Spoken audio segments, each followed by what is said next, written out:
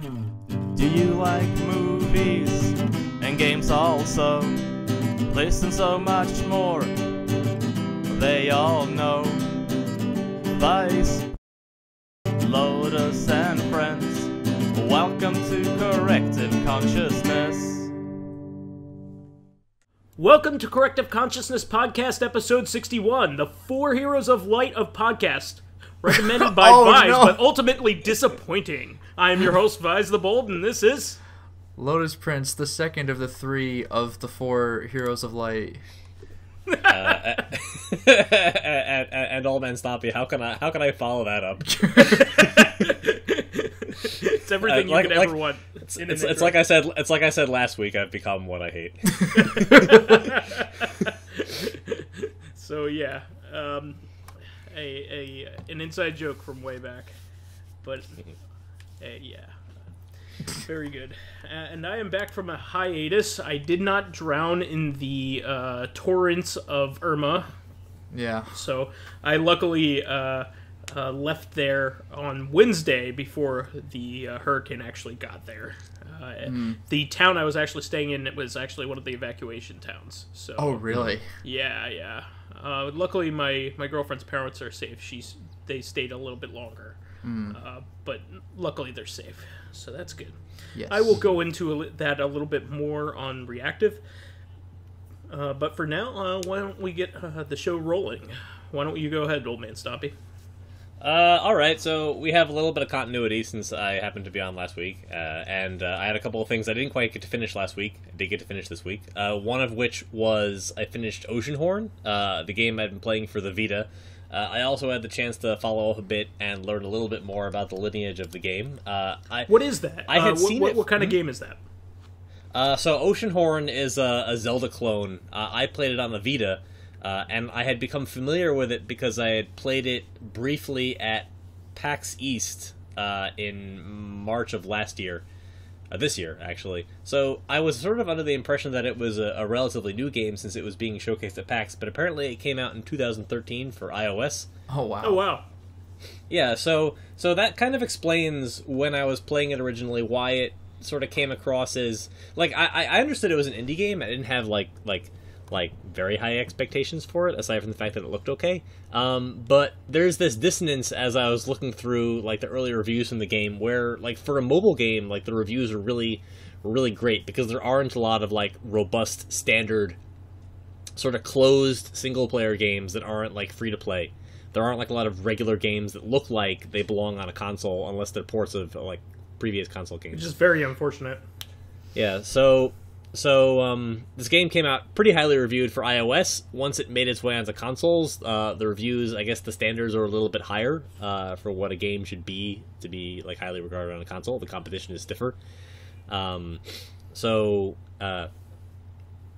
guess in that sense it came across to the reviewers as a little bit underwhelming. And I can kind of see why. Like, I enjoyed the game a lot. The gameplay was pretty good. I mean, I expected it to be a Zelda clone from the demo that I played at PAX, and that was perfectly okay. It didn't feel like a Kickstarter game, which is okay because it wasn't. Like a lot of big indie games that come out get some like Kickstarter backing or Indiegogo backing, and what that tends to mean is that as they run out of Kickstarter funding, like the game kind of peters out near the end.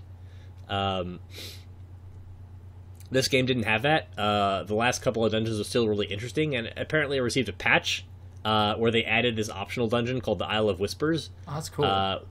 Yeah, like, it was that extra dungeon was actually what I thought was the most fun part of the game.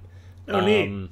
Yeah, so the problem I was having when I talked about the game last week was that it wasn't quite as tightly designed as a Zelda game. The biggest problem that I ran into was that there are a lot of times you have to solve a puzzle or like find a hidden item by bombing a wall, which like Zelda very carefully sort of trains you how to know which walls to bomb, even when they don't have like the cracks. And if they do have the cracks, like they make it obvious what walls are bombable, and the puzzle is like finding the area where that bombable wall is. This happens a lot in Breath of the Wild, where it's usually really obvious where you can use the bomb to get past something. Sure. And getting to that area is actually the puzzle. But Oceanhorn doesn't really do that. There are a couple of times that I was stuck in a dungeon because I had to bomb something that I didn't realize I could bomb, Or it has a physics engine, not quite, like, obviously not Breath of the Wild level, but it's a big deal to the game that you can, like, pick up a whole bunch of items and throw them around. Sure. There are, like, lots of times where I'm supposed to throw a bomb to some place where I didn't think I could get to, and, like, blow up a block that allows me to jump across a gap or something. Weird. And there are a couple, yeah. I mean, I would recommend it. It's a budget title. It's like $12, $13. It's, I guess, what you'd expect a mobile title to cost if it came to PS Vita. I think it's also on PS4 and Xbox One. Did it come to Steam as well? I am not actually sure. Okay, fair enough. Like I said, it was advertised to me on the consoles, and I know it's available on iOS. That usually implies that it's, at the very least, you can usually play it on an emulator, like a mobile emulator on your PC. So it must be possible to play it on PC. I haven't checked if it's actually available on Steam. One thing of note is that some of the soundtrack is done by Nobuo Uematsu and Kenji Ito. Oh, nice. Oh, neat. So it runs in a long line of games. I noticed this happens a lot with games that are like, I mean, I liked Oceanhorn, but generally speaking, there are a lot of games that are kind of underwhelming, except the music is really good. I think this comes up every time we ask a question. Like every time we're asked a question from the fans, like to think of a game we can say something good about that we don't really like. That tends to be the good thing. Like yeah, we like actually, it came from Europe. It plays terrible, but it sounds great. Yes. No, we actually brought this up. OldManStompy and I brought this up yesterday because we were hanging out with. This is a thing that's going to be on Recon, but one of the friends we were with, Jan, was trying to identify where a particular piece of music came from, and we couldn't put our finger on it at the time, and we thought it might have been from some Zelda game, but we couldn't quite, again, put our finger on it. But somehow that came to the subject of, like, I brought up, like, we started bringing up like the crappy Zelda games, and I brought up like Wand of Gamelon and how it actually has a fantastic soundtrack, like, out of nowhere, even though like everything else about it's pretty awful. It's just kind of I like the movies in it. They're entertaining, but they're not good. They're memorable. They are very memorable.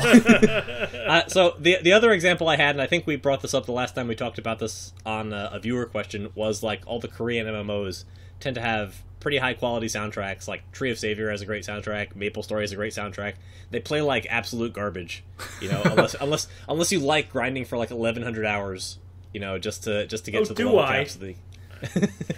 You look like you love grinding. That's why we talk about it so much. I have so much patience for that. You know how many RPGs I've beaten.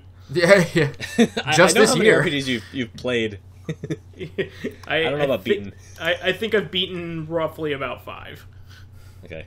Like straight up turn-based RPGs, yes. Mm-hmm. So it's not your genre. I understand. Well, no, I like them until I'm doing the same thing over and over again for 30 more hours. Yeah. Yeah, I mean, I totally understand, and even now, I have fond memories of playing, like, the old Final Fantasy games, and I think to myself, boy, it would be nice and relaxing if I could just play something that wasn't, like, pretending to be the next Dark Souls or pretending to be the next Binding of Isaac, and just grind for a while and beat a boss. But I regret that after like 15 minutes of actually playing that game, if that much.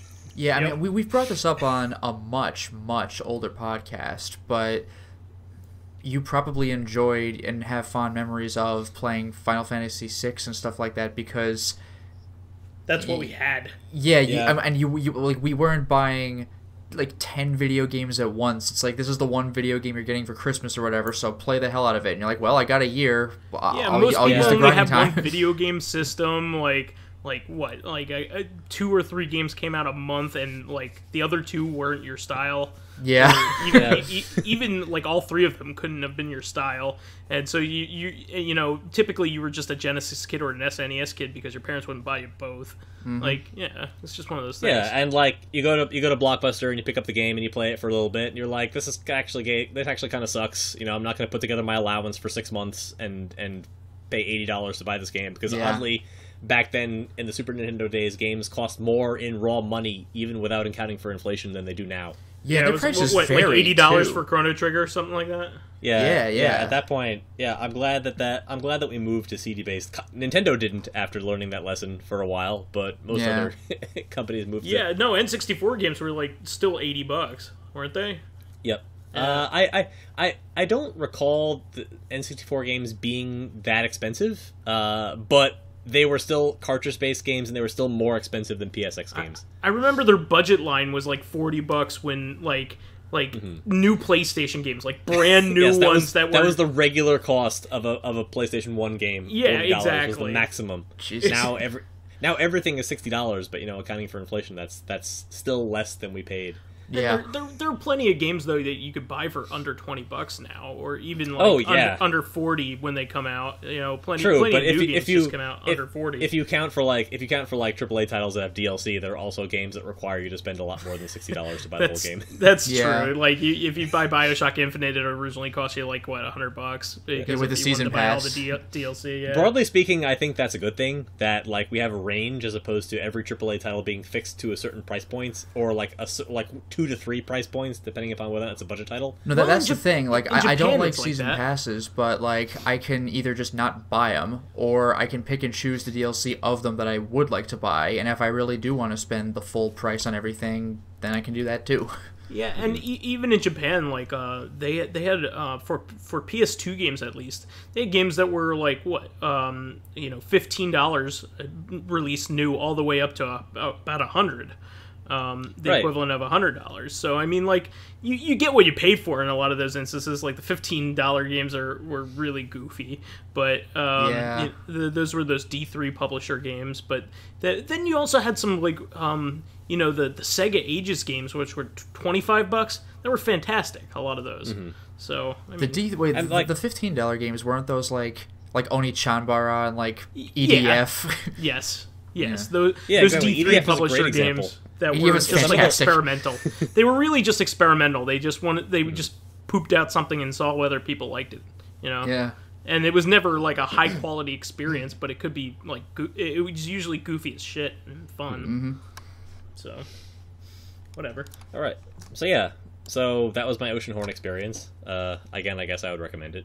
I kind of wanted to get that out of the way because Ys 8 comes out next week, and I'm going to play that on my Vita. So yes, you're going to play it on your Vita. Wow, you're like the only Vita owner, player that I know of anymore. Like I used to be a heavy Vita player, and I just like fell out of it.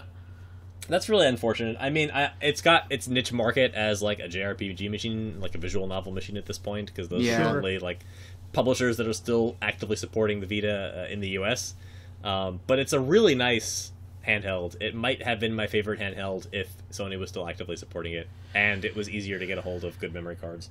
It was a fantastic device. I absolutely loved it. It's just that at this point now everything's being released on multi-platform. There's barely any cross-platform, cross-platform games. So therefore, like I don't travel as much as you do. You travel a lot, and you do public transit more than I do. So it makes more sense for you to game like that. But for me, I'm just gonna play it on the TV. Yeah, I mean, I picked up like Darius Burst CS. I picked it up for the Vita because I like the Vita, but it's practically impossible to play without using a Vita TV because the screen is so small. There are definitely situations where I kind of wish that I wasn't so locked into this. Yeah, I mean, at this point, a lot of the games that I want to play now that I have for the Vita, I just want to replace with Steam versions or PS4 versions. Yeah. Yeah. So a couple of related notes from this, just to finish out my stuff for this week. I mentioned grinding, and last week I talked about how Final Fantasy XIV released a Yokai Watch themed event that was intentionally like really grindy because it was proposed by the Level 5 CEO as part of their collaboration. Gotcha.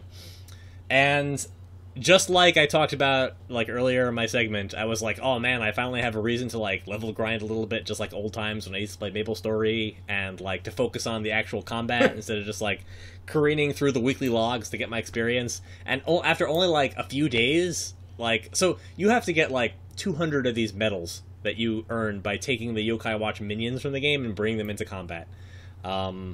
And they don't have like a really low drop rate, but it's still random, so it's really frustrating when you finish a battle and you don't get one. And so by the end of like 3 or 4 days of doing this, I was just like, this is some fresh hell, and and I still need like I have like 25 or 26, and I still need like 190 to get all the stuff, and I have until the end of November to do it. Oh god. So I guess I'm not. This might be the thing that burns me out of the game for a little while. Like maybe I'll just hide out until the event goes away, and I don't feel the temptation to do it anymore. But probably in 5 or 6 weeks, I'll come back and tell you that I stuck it out, and I hate the game now, but I won't hate it a couple of days later. Yeah. just like Binding of Isaac. Like I play it, and I play it till like 5 in the morning, like grinding out an achievement, and I sometimes I do or don't get it, but I hate the game after that because that ultra greedier mode, man, I tell you. But then by the next day, I'm just like, what do I want to do today? I guess I'll just play some more Binding of Isaac. Yep. The story of the first like 30 or 40 episodes of Corrective Consciousness. Oh, I know. I was gonna say, been there. You know what? We should just throw out the rest of the segments. Like, you guys just go ahead. I'm gonna go fall asleep. Yeah. But I was done talking about Binding of Isaac. But I wasn't. I mean, I love Binding of Isaac. I just can't talk about it like you guys can. Well, all you have to do is put like 300 or 400 hours in, and then you'll get on our level. It's fine. Yeah, I'm good. I'm waiting. Right after you finish all those RPGs. Yeah. All of them. I will play all the Wild Arms games, and then everything else. Those are actually pretty good. That's a series I've actually finished. How dare you malign them in such a way? I'm not maligning them. I'm just saying, if I'm going to start somewhere, it's not going to be there. Okay. I think you should play every Armored Core game. So I remember for Wild Arms 3, they hired the Penny Arcade guys to do some comics for the strategy guide. And it was pretty obvious from the comics that they couldn't stand the game because the comics were all from the first like 20 minutes of the game, and they must have not made it past that part. It's great. That's like really funny. I like the aesthetic, so I was always able to make it pretty far into all the Wild Arms game. I beat the 5 main ones, and I haven't worked too hard on the PSP one just because I only own it for the PSP, and I didn't want to buy it again for the Vita. Yeah, like crossplay. It's not bad. I just stopped playing my PSP. Yeah, that was a strategy game too, I think. Yeah, kind of interesting. So anyway, the other last week I mentioned I started Glow, the Netflix series about women's wrestling, and last week, at least like later the day after I finished last week's podcast, we finished the show. It was pretty good. It was satisfactory. Actually, the show, even though it was a drama that was just like putatively about women's wrestling as a framing device, it felt like watching a wrestling show because the storylines were all really simplistic and they all had really satisfying endings. That's great. I've heard there's a second season coming out, and it'll coincide with the WWF's like ever increasing push towards an improved focus on women's wrestling. So that's good. That will be interesting, and I recommend that show. And lastly, last week I was supposed to move into a new place. Which did not happen because on Saturday I was supposed to have a storage pod with like the majority of my stuff, including a lot of my video games, delivered in front of the place I was supposed to move into. But there was this gigantic red pickup truck parked in front of our house, and we did not have we had the proper permits to have our storage pod delivered, but we did not have the proper permits to have cars in that spot towed. Which that's ridiculous. To me, it was incredibly frustrating. Why would you want one without the other? Well, they are not in the same place. Those two offices, they are on completely separate parts of town. The other one is not easily accessible by any public transportation, so we had trouble getting there. I guess now we'll take an Uber and get over there. We have been re-identified. We have been re-educated as to like what the proper procedures are for getting this car towed. Hopefully by whenever we reschedule the pod delivered. Oh, and when we tried to have the pod rescheduled, it turns out they can't do that because their primary coordination center is in Florida, and it is closed because it is underwater. Oh, Jesus. So I mean, my condolences to the staff. I hope everybody there is safe, but I just really want my stuff. Yeah. I would like to have this resolved. Couldn't you just knock on the door of the guy and try to get the car moved? We don't know who's owning it. There are a lot of like fixer-uppers in this place. It appears to belong to like some contractors or something, or somebody rented the truck from out of town to do some contract work, and they were not available at the time. We don't know that. They don't have a registration for the car. Oh, jeez. If we can't have it towed, we can't just knock on everybody's door in the neighborhood and hope that we find the person. Like, this is New York City. street parking is pretty hard to come by, so that car could belong to anybody in the neighborhood. Yeah. Could you imagine just like parking your car and then like some guy like, oh no, I can tow it because I got a permit. Sorry. Yeah, I know. I felt like a real asshole doing it, like talking to the guy. Like even when the pod guy came, he asked me if I could have the car towed. And I was like, well, I don't like this car very much right now because it's really frustrating me. But I realized that this guy could have just gone on vacation for a week and come back to find out that his car got towed because I tried to move into this house and he had no idea what was going on. So like I totally understand, but like that's life. Yeah. But anyway, like, once I finally had that stuff, there's, like, a whole bunch of, like, I have never, since I started living in Europe, like, 10, 11 years ago, I have never, like, had all of my video game consoles in one place. And there's a lot of stuff I haven't played because it's been sitting in storage for, like, years. Or because it was just really inconvenient for me to set it up and play. So, like, time to dust off Magic Pengal. I think I do own Magic Pengal. The PS2 drawing game, right? Yeah. Either Sequel I own it or I to give it to Graffiti Kingdom, I think. I think there was the other way around. I think Graffiti Kingdom is the I think I might have given it to my sister, but I think I do own it, and that is definitely on the list. I also I want to play Metal Gear 1 and 2, which I have on the Metal Gear 3 the HD bonus discs. Oh, those, yeah. The ones that I literally like wrestled out of Lotus Prince's hands one day at GameStop so that I could buy it. You ain't buying this. That was kind of how it went. I really want to play Otogi 2. I know we've mentioned that previously on a podcast. You're gonna bust out your OG Xbox for that? Yes, I own like 5 games for the Xbox. It's like that. It's like Otogi 1 and 2, the original Halo, like Crazy Taxi 3, and something else I forget. Do you have Jet Grind Radio or a Jet Set Radio Future?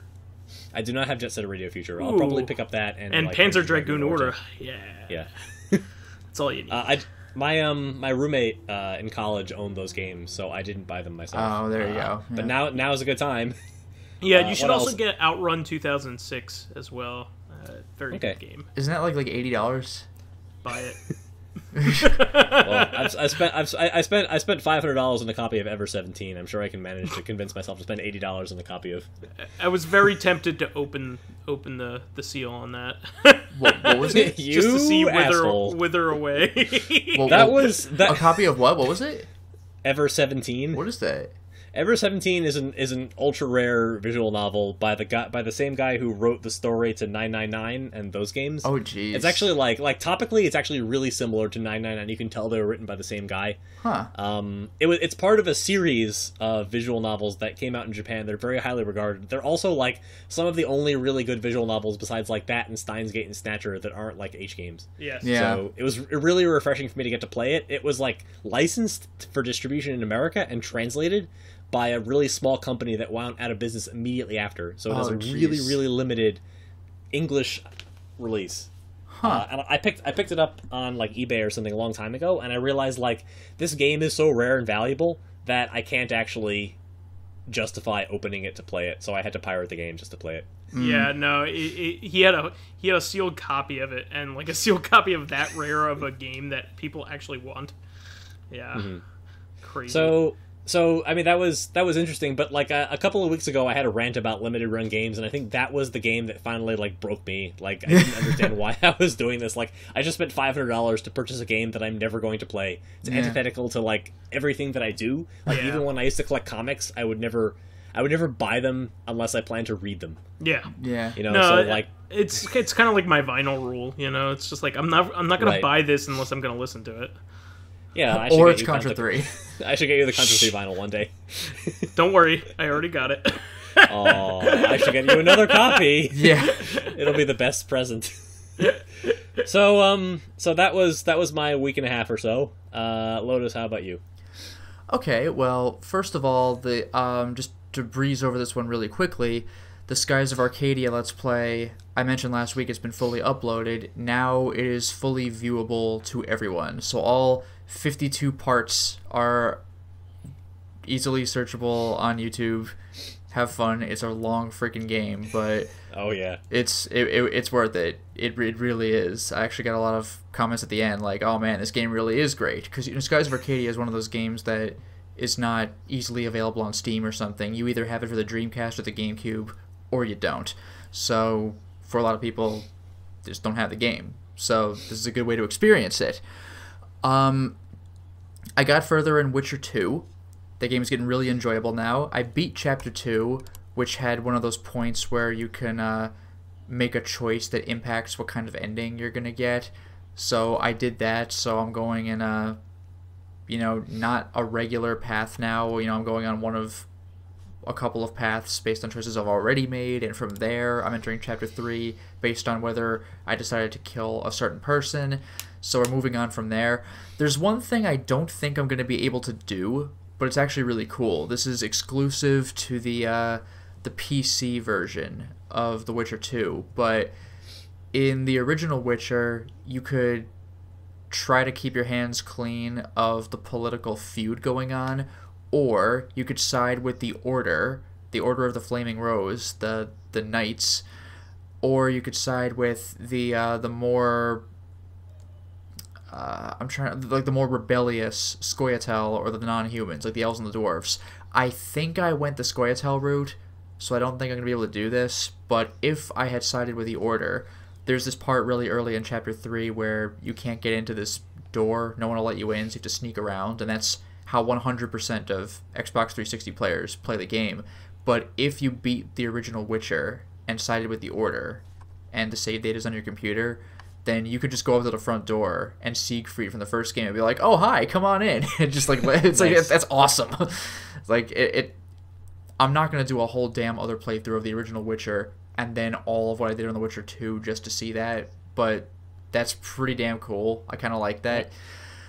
By the way, I never mentioned this, even though I've been talking about The Witcher 2 for a while. The Witcher 1 is a great game, but the English voice acting is a little spotty. I think I mentioned at the time it's serviceable, but it's not fantastic as a general rule. Some are better than others, but it's not overall amazing. But The Witcher 2, obviously, the Witcher was, I guess, good enough to really take off, and The Witcher 2, it's got a much higher budget and was insanely popular. And The Witcher 3 got even, more popular. The Witcher 2 has generally great voice acting all around, so it's just refreshing to hear that, just overall. Nice. There's one other thing. I just wanted to mention this really quickly. I did just a side quest, and some side quests have goofy, stupid results, and this is one of those. So I met some guy in a cabin that was just isolated, and it's kind of close to a harpy's nest. So if you want to walk past this guy's cabin, you have to fight like 10 harpies, and because I've been doing every side quest, I'm pretty powerful on harpies. I can take down in like 3 or 4 shots. It's not a big deal. I have a good sword, and I have good stats, but if you just want to get through the story, that can be really intimidating. And I enter this guy's house, and it's, some houses are better quality than others, but this is just a cabin. It's like a one-room house, and there's a part off to the side that looks like it's yellow paint, just kind of spilled all over this like desk and some chair, or not chairs, but like a bench, and there's just no explanation for it, and nobody else has a house that has just yellow paint. So I'm like, oh, and like, even if you talk to the guy, the subject's never addressed. So like, I'm wondering if it's some weird flavor or something that I'll discover later. Like, I don't know. But anyway, I talked to the guy, and the guy actually wants me to collect harpy feathers. When you kill enemies, they often drop parts of themselves, harpy feathers, or like an elemental stone from a golem, or like eyes from these little goblin-like creatures. So the guy says, I want you to get harpy feathers, which basically means go out and kill a bunch of harpies. So this guy's like, okay, I have something I need from you. I need pieces of monsters. And you're like, okay, what is it? Some really difficult monster? And he's like, no, harpy feathers. And Geralt's like, okay, I guess. That seems like an odd thing. And the guy's like, well, sorry, man, I don't know. There's this collector friend of mine who wants them. And you're like, why does he want them? And he's like, I don't know, man. He just told me he wants them, and he's going to pay, so get me 12 harpy feathers, the best you can find, and I'll take a look at their quality. And I'm like, I mean, there's 100 harpies right here. Okay. So I kill the harpies, and I bring back 12 feathers, and it's like, oh, wow, these are really good. Okay.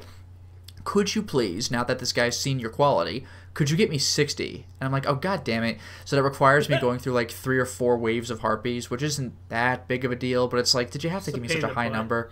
Yeah. So, like, come on. So I kill the harpies, and I give him 60. He's like, that's amazing. Now, actually, my collector friend's going to want just 8 more. And I'm like, why does the collector want this? He's like, I don't know, man. And why do you want 8? Why that oddly specific number? He's like, I don't know, man. He said he wants 8. I'm like, fine. So I kill like 3 more harpies. Like, here's your stupid freaking harpy feather. So the guy's like, thanks, pal. And like, the guy doesn't tell you anything, but the video game tells you to complete the quest. Just come back to him later. So I'm like, all right. So I just walk off somewhere and I meditate for like a couple of nights. I don't remember if I mentioned this before, but meditation is a function where you could just tell it what time you want it to be, and you just meditate, and it speeds time up, kind of like in Majora's Mask, except you could select any of the 24 hours. Oh, yeah. That's a popular choice these days to like mitigate time mechanics. I think, yeah, thank God. Xenoblade kind of had it too. It wasn't even meditation. You just change the time to whatever you want. Metal Gear Solid 5 All right. was like that too. What was it? You could smoke the cigar in Metal Gear Solid 5. That's right, yeah. Oh, and Deadly Premonition. You just sleep however long you like. Okay. Yeah, and then Fallout does that too. Fallout 3 and 4. So, anyway. Who plays that game? Yeah. How obscure are Fallout 3, yeah. So, anyway, so I go back to the cabin after a bunch of time has passed, and he's just in a full-on chicken/harpy costume. Like, and he's just standing there. Like, he's not even doing anything. He's just in his house like that. And he just has these, like... Just waiting for you. No, he's not. That's the funny thing. Like, he doesn't think you're gonna show up. So he's just in these, like, weird, goofy chicken legs, and he's got, like, he's painted all yellow, so that's where that came in. And he's got a bunch of bands on his arms and legs with feathers just kind of shoved in them, so he kind of has feathers. And he's got this stupid-looking, like, it looks like a paper cone, like, on his nose, so it's, like, almost a beak, I guess. It looks dumb as hell. So, essentially, you were assisting a furry. Is that what you're trying to tell us? I guess, because, like, you walk in, and he's just like, oh, yes, oh, you're looking beautiful, yes, you are. And, like, there's no mirror or anything, so I wasn't sure if he was talking to himself or imagining that he was talking to another harpy or whatever. But I talked to him, and it is the best, because it's fantastic, because both of you are trying to avoid the elephant in the room, and it shows. So, like, the guy looks at you, and he's like, well, hello. And you're just like... hi.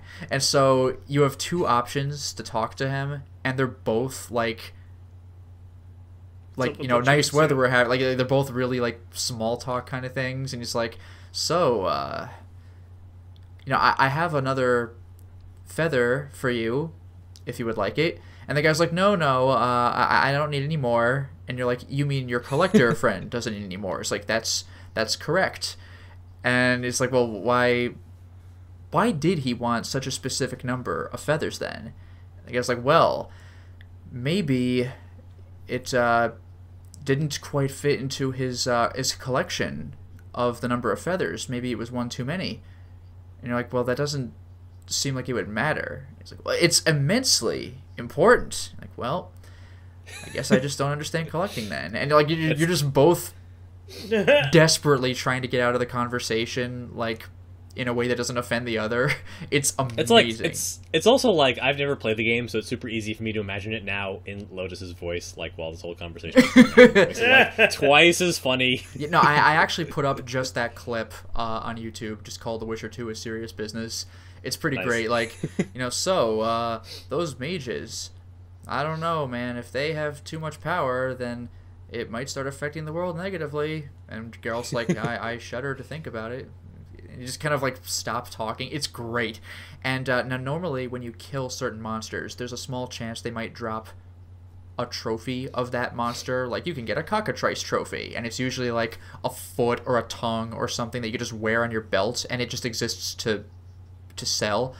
But you can get a trophy, not a harpy trophy, but like whatever this guy's name is, you get his trophy, and it's just a stupid little cone of paper nose, and you can just wear it. It's great. So you could just go through these conversations with like the close-ups of your face wearing that stupid nose. It's fantastic. So I was quite happy with how that turned out. And if you look up in the journal of your quests, the journal is written like by your bard friend Dandelion, like as told by a bard, like, and so then the brave witcher did this. So like that side quest ends with like, and so the man became, like, the ugly duckling became a beautiful swan, or queen harpy, I guess. Like, it was fantastic. So that's just his life now. He's just, there he is. And so if you ever talk to him again, it doesn't go into a full conversation tree, but he's just like, so where are you headed? And it's just like general NPC dialogue, but he's just wearing this giant chicken outfit. It's great. So that's Witcher 2, everybody. That's really funny. Yeah, and I think that sold me more on the game than like anything that you've told me. It's in previous pretty episodes great. of this podcast. It's great. It's so stupid. I love it. Also, I actually did a stream of all games in the world, Yakuza 2. I think I've mentioned this before, but Yakuza 2 is the one Yakuza game that I've played where I have not fought Amon. And the problem with that is that the requirements are extremely demanding. Like, you don't have to perfect the game, but you have to come close. You have to do just about every side quest, some of which are freaking hard. You have to... You don't have to worry about all the mini games like gambling and everything, thank God, but you do have to learn every heat move that is available to you up to that point, which is just about every move in the game. And there's like a heat move that you get just from, I think, even beating the Amons. If not, then being able to get to the Amons. But one of the requirements is beating Komaki in the Coliseum tournaments. Komaki is Kiryu's like martial arts master. And to even fight Komaki, there are 51 characters in the tournament, and to fight Komaki, you have to beat... Like there are 2 characters that you cannot fight until you beat the other 49. So I have to beat 49 fighters, and then I can fight Komaki. And if I beat him, then I can fight some other guy, but I don't care as much about that. But the 49 fighters, some of them are crazy hard. And one of them is freaking Majima, who in Yakuza 1 and 2 is brutally difficult to fight. Because the fighting controls are a little clunky in 1 and 2, like in retrospect. And your little side juke is really not very good. And Majima is just everywhere at once. Like, he's crazy hard. Like, he's like the hardest part of Yakuza 1 or 2. It's really frustrating. So it's like beat him in the Coliseum and then fight Komaki, who's probably harder. And at this point, I've beaten 43 of the fighters, so 6 to go. It's just that the experience is going to suck. I don't even know if I'm going to go through with it. I rage quit it years ago, and I might rage quit it again because it's really frustrating. I should just start playing that game just to show you how easy it is. Go ahead. Right after all the Wild Arms. I mean, if you want to beat the game, you won't. I mean, if you want to beat the game, then you can beat the game. But some of the side stuff, I fucking dare you to beat the golf minigame. I will pay to see that. I like golf. Not you're supposed to use the putter to get the ball in the hole. I'll set up my Patreon stream. So even though I refuse to donate to your Patreon, you can pay to watch me play Yakuza 2 after I get my storage pod and my PS2. No, for real. No, like the baseball minigame and the golf minigame. If you just want to do the batting cages or golf, then they're pretty regular. But for the baseball side mission, you have to hit 10 of this guy's 20 pitches, but the ball's going in like crazy spirals, or it's like super fast, and it just shatters physics, and you really have to have like twitch reflexes for them. How is it compared to Winnie the Pooh baseball? That's a fair question. I was able to hit 10 of the 20. Goddamn Christopher Robin. Yeah, I don't know if it's as bad as Christopher Robin, but it's awful. It's bad. So just as a framing device for our viewers who are probably really confused and have never played this game, for some bizarre reason on the Japanese Disney site, there was a Flash Winnie the Pooh baseball game that was like impossible. Yeah, it started out pretty mundane. Like the first few levels, they pit you sequentially against all the like Pooh is batting against all the characters in the Winnie the Pooh universe, and Christopher Robin is like one of.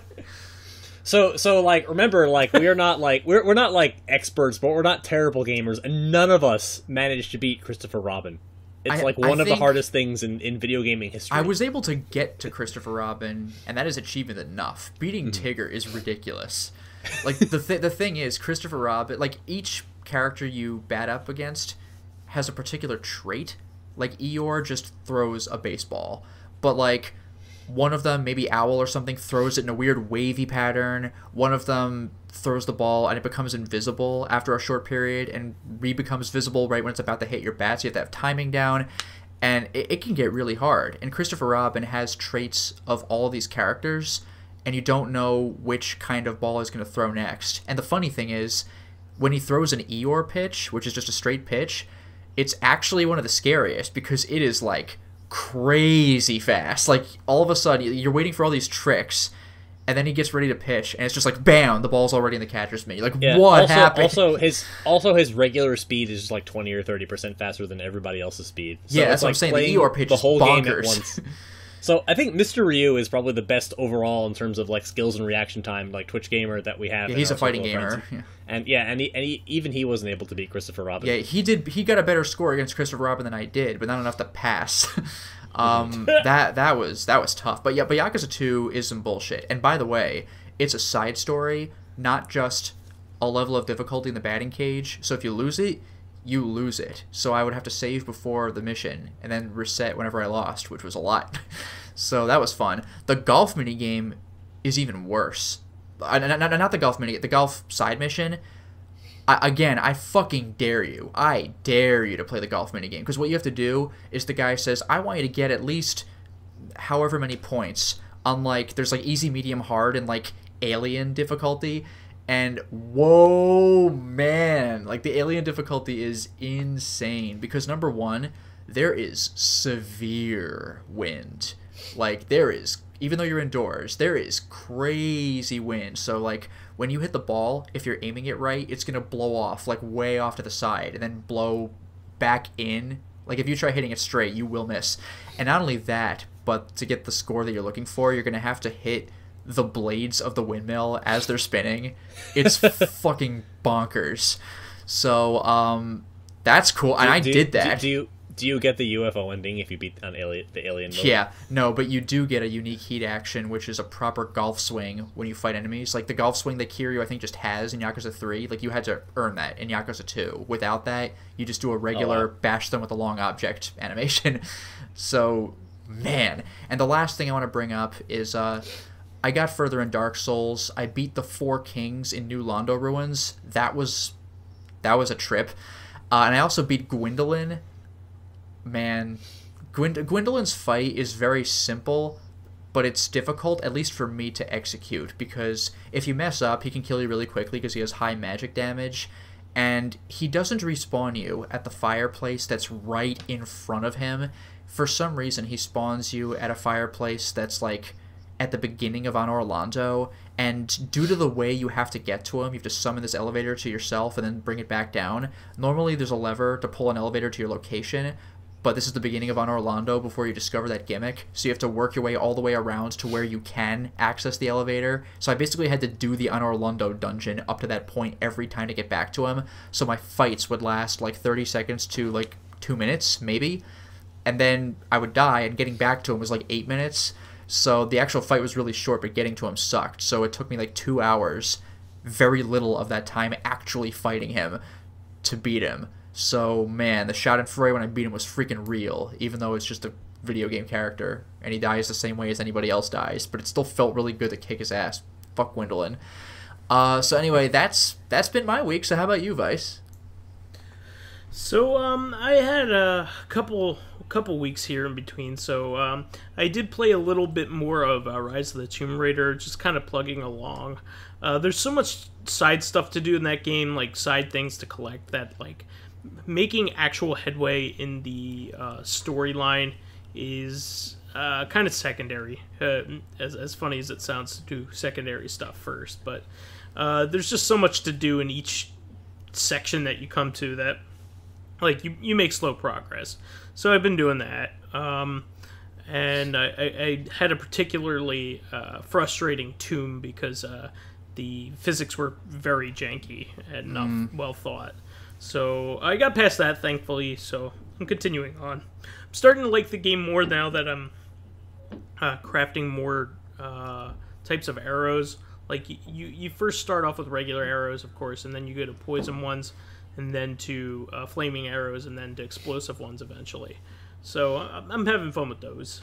I also played while on the plane. It was pretty neat novelty to be able to play Switch with my girlfriend. That's cool. So like on a tray table, we set up the Switch and played Mario Kart 8 with each other, and we also play ARMS as well. Nice. And, tell me you did it with motion controls on the plane, and you're like whacking that third passenger. No way. But we had a good time. It was a lot of fun. I bought Sonic Mania for Steam.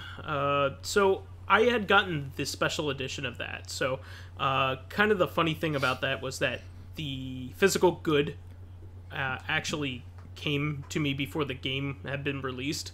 So they give you like the code, of course, and you just have to wait.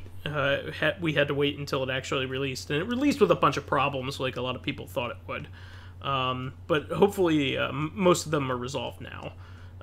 One of them being that controller bindings were all messed up, which is very important in a Sonic game. You don't really want to be playing Sonic with a keyboard or anything else other than a traditional controller. Wait, but there are bindings, though? Like, Sonic should be one of the easiest games to play with a keyboard. You can play with WASD or the arrows, and literally any other button is jump. It was detection that was the issue. It wasn't detecting the controllers correctly. Well, that's not good. So, yeah. And there were some minor things, but I think they've ironed out most of the issues. A lot of people are complaining about the DRM that's included in it. I don't know. There seems to be some kind of weird voodoo that de novo DRM supposedly does to SSD drives, but it might just be hearsay and not actually real.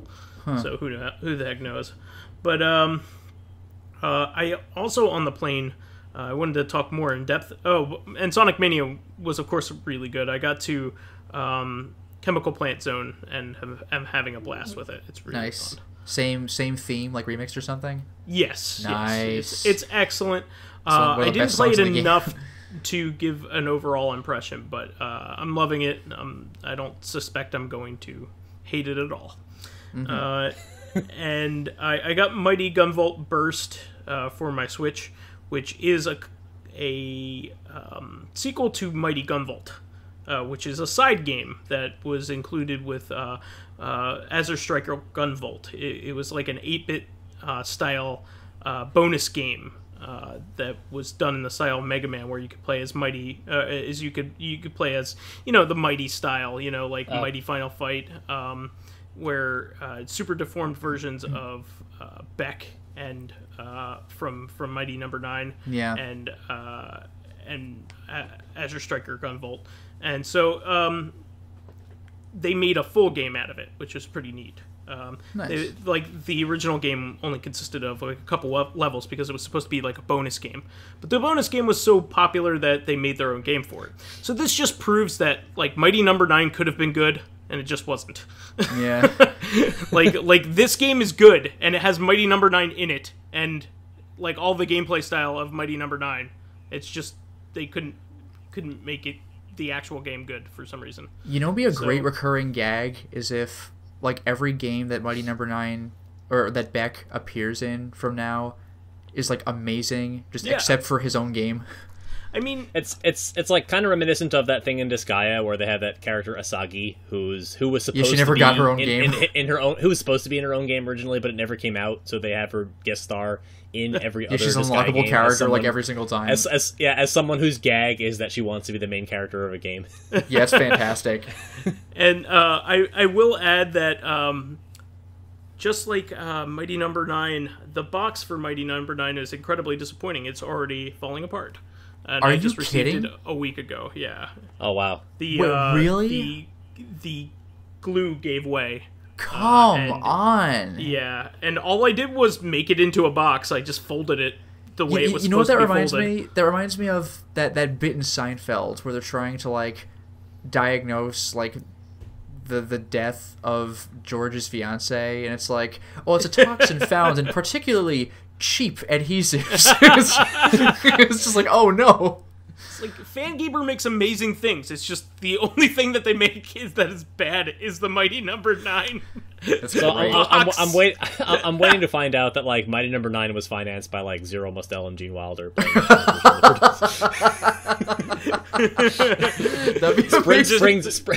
Springtime for Dr. Wily. Yeah. Well, the funny thing is, like, Fangamer made this other awesome stuff. I got my Windjammers T-shirt and my Windjammers like official Whammo frisbee. Well, give it 2 weeks before your stitching and your shirt comes apart.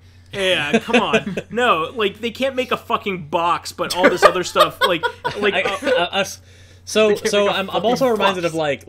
like Stella Diaz, which is that like PS2 game where where all the staff members are like really famous RPG developers, and all like the components of the game are all great, but the actual like game itself game's is crap. just excrement. Yeah, it's not good at all. It's just like all your favorite stuff, but done poorly. Ladies and gentlemen, Mighty Number 9's tagline. Yeah. It's the Four Heroes of Light of video games. That's one of the things I desperately want to say when I start Let's Playing Dark Souls. It's like, this game's hard. I would call it the Dark Souls of video games. So, yeah, having said that, I do like the game. It's very old school Mega Man-ish. It is not perfect, but it's still good. It has some, like, weird customization that I don't particularly understand. Like, you can customize your guns and ammo in that game and how it behaves, but it seems to do the same amount of damage to the bad guys no matter what type of ammo it is. So so in that case, you just want the most rapidly firing shot? Yeah, but they all fire at the same rate, so I don't understand the difference between them all at all. No, that reminds me of so Berserk weird. for the PS2, where every weapon has the same stats, so when you beat the game and unlock more weapons, you just want the longest weapon. Yeah, it's so stupid, because, like, I'm thinking to myself, okay, it's going to be like Mega Man, where elemental stuff affects, the opposite elemental stuff. So, water's good against fire, that kind of shit. So, or ice is good against fire, or, fire's good against ice, something like to that degree. Nope, it's all the same shit. That's kind of funny. It's so weird. I don't know, but I played it. It's good. It's good old school Mega Man-ish kind of stuff. Very difficult, but the good thing is there are no lives in the game. So so you get graded on your performance in a level. And you just get less of a, you get penalized for dying. Sure. So, but it's better than, the old Mega Man way where, if you die 3 times at the boss, then you have to, like, restart it all over again. I also received a few things in the mail. I haven't really gotten to check them out yet, but one of them is Mario Cross Rabbids. I'm very happy and excited to play that. Oh, cool. And I got two vinyl favorites, Contra and Contra 3. I know many times I've said, nope, not going to buy Contra 3, and that was just really trying to psych myself out from doing something I actually wanted to do. So it got to the point where Contra had come out, and I loved the original Contra soundtrack, so I was like, alright, now I need to get Contra 3. This is stupid. So now I have all the Konami vinyl soundtracks that have been released in the last, 3 or 4 years. So, I'm happy. I'm never gonna listen to it, but it has amazing artwork. So at least it has that going for it. And it'll look there nice with all my Contra and Castlevania and Sunset Rider vinyls, all that stuff. Bought a few other little games here and there, too. I bought Ys 7, that finally got released on Steam after all these years. It was a PSP game only for a really long time, so it finally got up-resed. I also picked up Invisigun Heroes because we've become fans of party action games a lot lately. So I figured this is something that we could play at, like, MagFest or our next get-together or something like that. It's basically almost like a Bomberman type game where everybody's invisible unless you're shooting or getting hit. So that'll be a lot of fun. It's reminiscent of like Nintendo Land with that ghost game. Yeah. Yeah, I was thinking that, and that was actually. like the best part of Nintendo Land. So yeah, by a large margin. Yeah. And my Sonic Mania vinyl is in the mail, which I'm very happy with because Sonic Mania has an amazing soundtrack. I bought some Brook converters for my joystick. I have a Kamba joystick, Obsidian joystick that I use on all my various systems. I got one for my Wii U and one for my Switch. And final thing is, I picked up Windjammers on PS4. Nice. So, very happy to be able to buy such a thing. And to my surprise, .emu, who usually has shoddy ports of things, they're known for being mediocre at best with their emulation. They put a lot of heart into things, but they're not like M2 level, let's say, or Backbone Interactive, or one of the other companies that does like the Mega Man collections. They tend to be off a little bit. This is a full scale, almost like total remake of the game. It's not just, hey, you're playing a Neo Geo game emulator. They have fully interactive new menus. You could play the mini games by themselves right from the bat. So you could play the bowling game, and you could play the fetch game. It has like built-in tournament gameplay as well. So and a way of earning like a status, kind of like Street Fighter does. You get entered into a new tier once you get good enough. So I was really impressed by the presentation of it. It played just fine as well. It has a number of display options. You could take out scan lines, you could put them in, that kind of thing. So really cool stuff. Also, take a shot. I mentioned Windjammers, of course. Oh, that's not Crazy Power Disc. But having said that, we can move on to questions. Yeah, I think we have time for one. General Ledger again. This person happens to ask like 3 questions in one, and we've only had time to deal with one part at a time. This is the last part. Is there any title you initially disliked, but after revisiting it, now love it? Or vice versa. You loved it at first, and you came back to it, and you're like, what? I actually have a pretty good choice that's kind of obscure, so it's kind of interesting to talk about. So I was a big fan of the Disney games, Disney video games for actually 8-bit and 16-bit systems, quite a bit. And it didn't really matter, which ones, because they were all really good. Like the ones that were on the Genesis were made directly by Sega, most of them. And the ones on Nintendo were made by Capcom. And then later on Genesis, a lot of the Disney games were made by Virgin, which were really good. So a lot of these games were really good and high quality to begin with. But towards the end, Sega kind of started outsourcing the games that they were making exclusively for the Genesis. So you had fantastic games like Castle of Illusion, which is one of my favorite games of all time. It's really good. And then you have its sequels and spin-offs, World of Illusion and Quackshot. Yeah. Which were both really excellent. Yeah, Quackshot's great. Yeah, Quackshot's an amazing game. There was recently a really popular YouTuber, I don't remember who it was, that apparently played it and thought it was garbage and just didn't realize that your weapons upgraded over time. It's because in the beginning of the game, you start off with plungers that don't stick to anything or do much. They just kind of barely stick to anything. Well, it's because you need to get upgrades for them. Like, it's a game that has progression and that you need to find upgrades.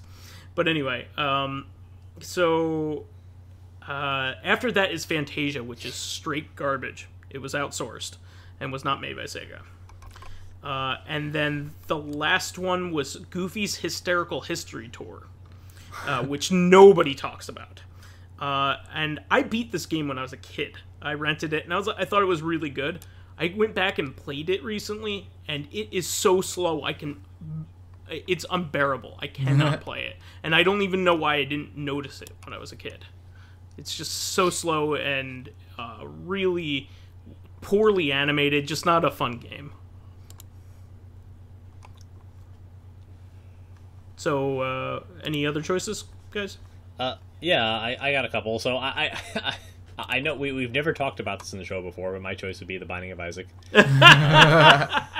So when the original Binding of Isaac came out on Steam, I bought it because Lotus and some of our other friends were playing it, and I just could not get into it at all. I did manage to beat Mom's Heart, in the original, and to me that was just the end of the game. I had no desire to play it at all anymore. And then I guess I don't really know what happened. Maybe it was just that it came out for a handheld system, but I decided anyway to buy the Rebirth version when it came out for the Vita, and that was basically the end of me for about 6 months. Yeah. Like, I was dead to the world for several months every time I'm buying a VyseThe expansion, or like a port came out. The rest is history. Of course, we talk about it all the time on the podcast, and I don't think the game really changed substantially. I mean, I know that the Flash and the newer versions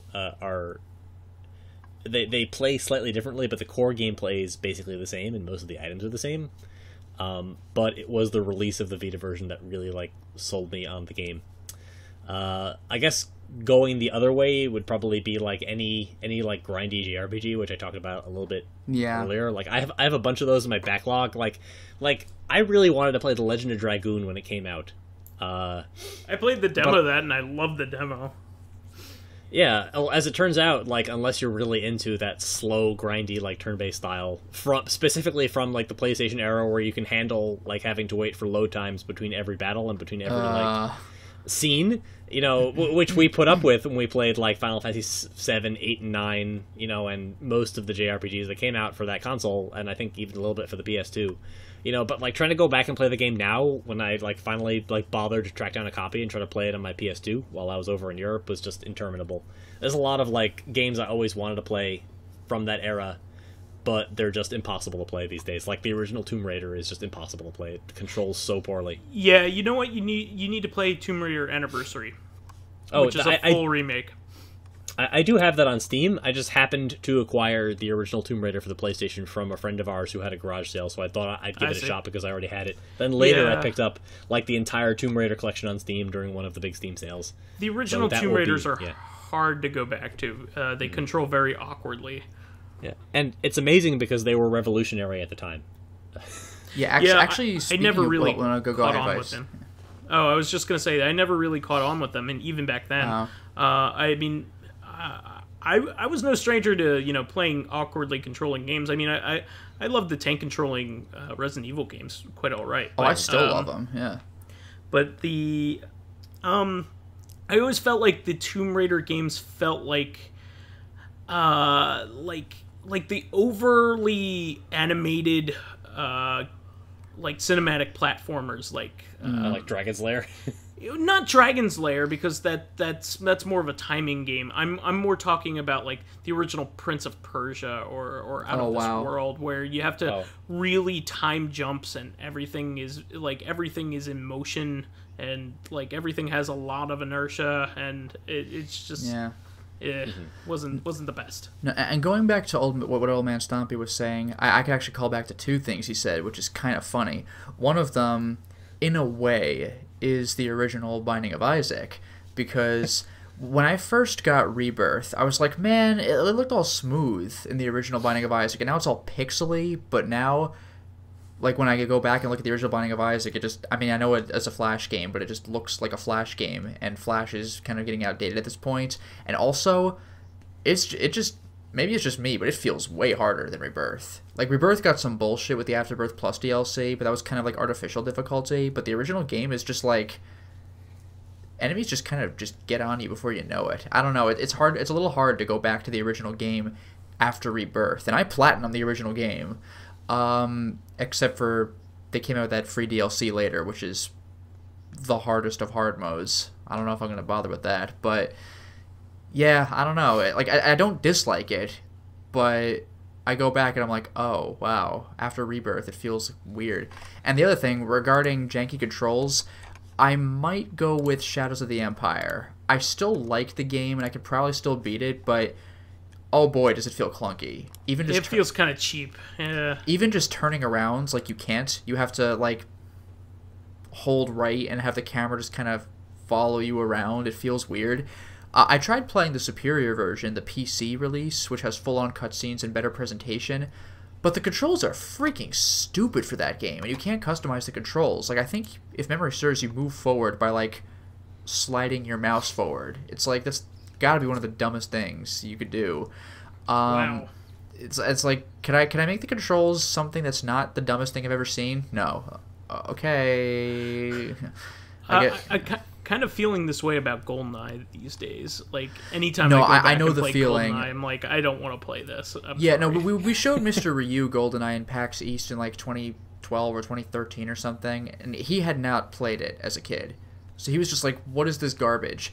And I was still able to play it competently, but yeah, wow. I can still play it, but those controls have not aged well. Mr. Ryu strikes me as an odd job player. I can see that easily. It's just one of those things where, like, the game we played it because we didn't really have anything else. Like it was a 4-player first-person shooter when 4-player first-person shooters weren't very common, especially on the console. That's the thing. It wasn't even we didn't have anything else. That was the cool thing, like at the time. Yeah.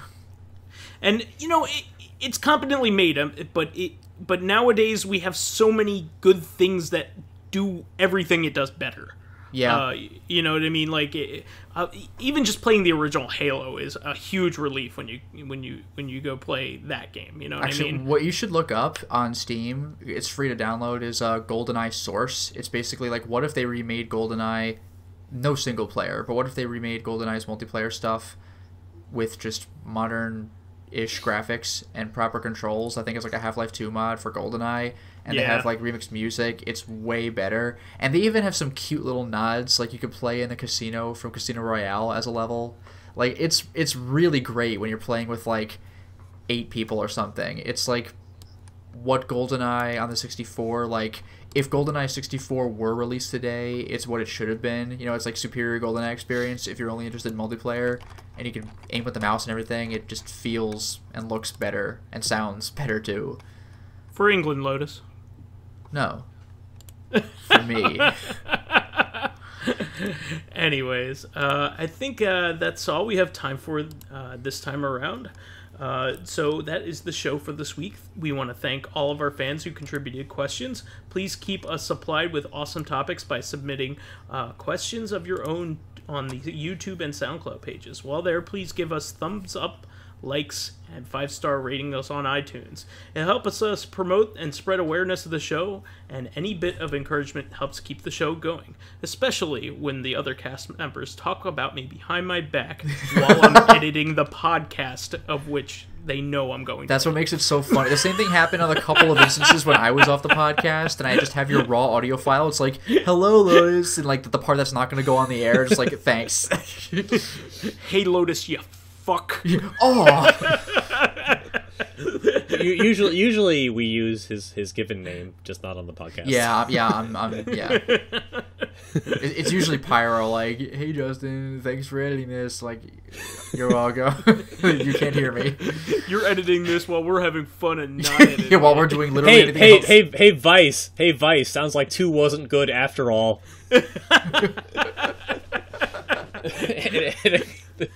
That won't make sense. I actually get a huge amount of entertaining out of that. So it's pretty funny, yeah. That, so I don't mind it in the slightest. In fact, I encourage it. Anyway, you can also catch us on Thursdays on our sister podcast, Reactive Consciousness, the in-depth look about this week in our lives, if you should give a shit. Finally, you can friend me as VyseTheBold, VyseTheBold on Steam, PSN, Xbox Live, and Twitter. And you can find me on my YouTube channel, Lotus Prince. You can... Man... I was trying to think of a snarky comment, and it's not happening. I can't do it. To hell with it. I need to come up with like new snarky things to I know. I need say to about the lightly podcast insult every time my audience, I guess. No, don't do that. They're all we have. They'll turn on me. So yeah, you can find me on my YouTube channel, Lotus Prince. Skies of Arcadia just finished. Get hype. And that one Witcher 2 clip, it's actually really funny. No commentary, but you don't need any for that one. You can follow me on my Twitter channel. At Lotus Prince, all one word. And if you are interested in seeing my videos early, or getting in on exclusive live streams like that Yakuza Coliseum tournament, or if you even want to select upcoming games for me to Let's Play, then consider swinging by my Patreon, which can be found at patreon.com/LotusPrince. How much do we have to donate for you to show a little bit of cleavage? That could be a problem. It's too hot for Twitch. You can't do that on television. You just get slimed. Aw. How much do we have to pay to your Patreon for that? Oh, that would be fun. No, Yeah. wouldn't. No, We need a slime tier. It's for the viewers, Lotus. For the Yeah. viewers. I'm all messy, and I need to dry myself off with all these quilts around me. Yeah, great. Oh. So yeah, you can find me as OldManStompy basically everywhere on most major social media and gaming networks except for Steam. And you can find Pyro in Japan if you're extremely diligent and greedy. He's not too close to Fukushima, don't worry. I wasn't.